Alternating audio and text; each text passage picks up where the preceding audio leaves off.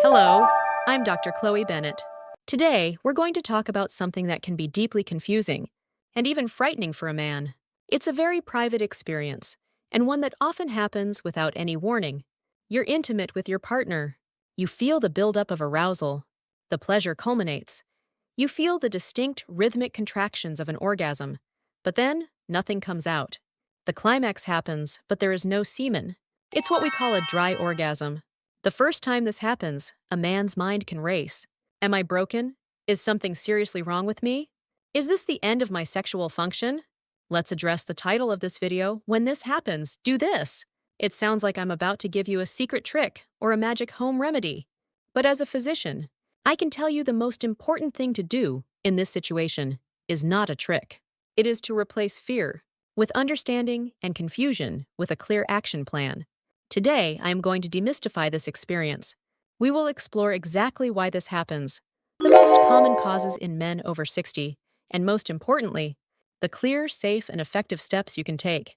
This isn't about magic, it's about medicine, and it's a conversation you have every right to understand. Part 1. Demystifying the disappearing act. What is retrograde ejaculation? First, let's give this a name. The most common reason for experiencing a dry orgasm is a condition called retrograde ejaculation. To understand this, I want you to picture a simple fork in the road. In your body, the urethra is the tube that carries both urine and semen out of the body, though never at the same time. At the base of your bladder, there is a small, powerful muscle called the bladder neck muscle. Think of this muscle as a traffic controller at that fork in the road. The traffic controller relaxes, allowing the gate to the urethra to open, so urine can flow out from the bladder. The traffic controller is supposed to slam that gate shut, tightly closing the entrance to the bladder. This forces the semen to take the only other available path, forward and out through the penis. In retrograde ejaculation, the traffic controller fails to do its job.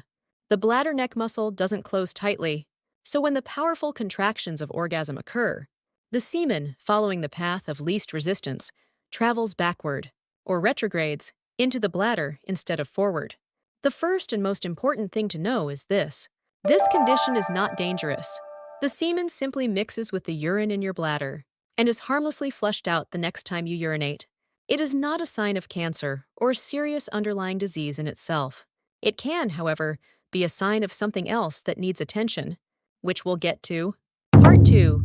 The usual suspects, the most common causes after 60. So why does this traffic controller muscle suddenly stop working properly? Especially in men over 60, there are a few very common culprits. Suspect number 1, prostate surgery. This is a very common cause. Surgeries for an enlarged prostate, particularly a procedure called a TURP, can sometimes damage or alter the bladder neck muscle. It's often an unavoidable side effect of a medically necessary procedure to improve urination. Suspect number 2, your medicine cabinet. This is perhaps the most common and most overlooked cause. Certain medications have a primary function of relaxing muscles to achieve a therapeutic effect. These are widely prescribed for both high blood pressure and an enlarged prostate. Medications like tamsulosin are famous for this side effect. They work wonders for improving urine flow by relaxing the muscles around the prostate and bladder neck. But in doing so, they can prevent that muscle from clamping down tightly during orgasm. Suspect number 3, nerve-related conditions. Certain medical conditions that affect the nerves can interfere with the signals sent to the bladder neck muscle. Long-term, poorly controlled diabetes is a common cause of this kind of nerve damage. Other neurological conditions can also play a role. Does any of this sound familiar? Think back. Did this issue start after a surgery or after you began taking a new medication for your prostate or blood pressure? This is a crucial clue. Part 3. So what do I do? Your 3-step action plan. This is the most important part of our conversation. This is the do this part of the title. It's a simple, logical plan to take control of the situation. Step 1, don't panic. Gather information. The first step is to take a breath and become an investigator of your own health. Ask yourself, when did this start? Try to pinpoint the month or even the year. Then ask, what else changed around that time? Did you start a new prescription? Have a medical procedure? This information is incredibly valuable. Step 2. Become a medicine cabinet detective. This is the most practical thing you can do at home. Write down a complete list of every single medication you take. Prescriptions, over-the-counter drugs, everything. If you take an alpha blocker like tamsulosin for your prostate, put a star next to it. This list is your most important tool. Under no circumstances should you ever stop taking a prescribed medication without speaking to your doctor. Abruptly stopping blood pressure or prostate medication can be dangerous. This step is for information gathering only. Step 3. Schedule a conversation with your doctor. This is the definitive action step. Make an appointment with the doctor, who manages your prescriptions. When you go, you will be prepared. You can say, "Doctor, I'm experiencing what I believe is retrograde ejaculation, or dry orgasms. I've noticed it started around 3 months ago. I'm currently taking some medications. I'm wondering if there's a connection and what my options are." This transforms you from a worried patient into an informed partner in your own healthcare. Part 4. What are the medical options? Managing expectations. When you have this conversation with your doctor, what can you expect? There are several potential pathways.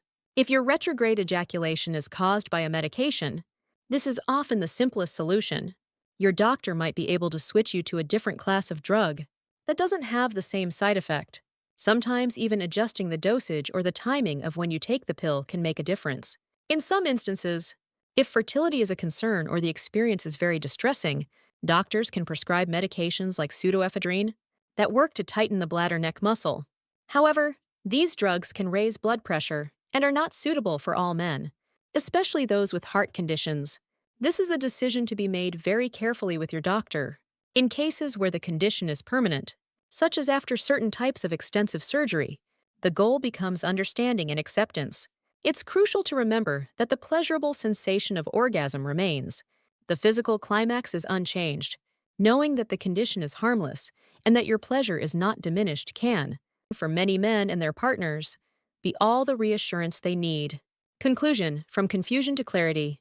The experience of a dry orgasm can be jarring, but it is not a medical mystery. In most cases, it is a known side effect of necessary medical treatments or surgeries that have improved other aspects of your health. The secret to what you should do is not a secret at all. It is the wisdom to 1. Recognize what is happening, retrograde ejaculation. 2. Investigate the likely causes in your own life, medications, surgeries. 3. Communicate effectively with your doctor to explore your options. This is not a sign that you are less of a man. It is a mechanical issue with a clear physiological explanation. By taking these steps, you move from a place of fear and confusion to a place of knowledge and control. I invite you to share your thoughts or questions in the comments below.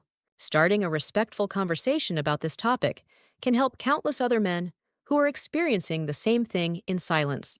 If you found this clear, science-based explanation helpful, please give this video a like to help it reach others who need this information. And please subscribe for more honest, no-hype advice on aging with health and dignity. I'm Dr. Chloe Bennett. Thank you for your courage in seeking out good information today. Be well.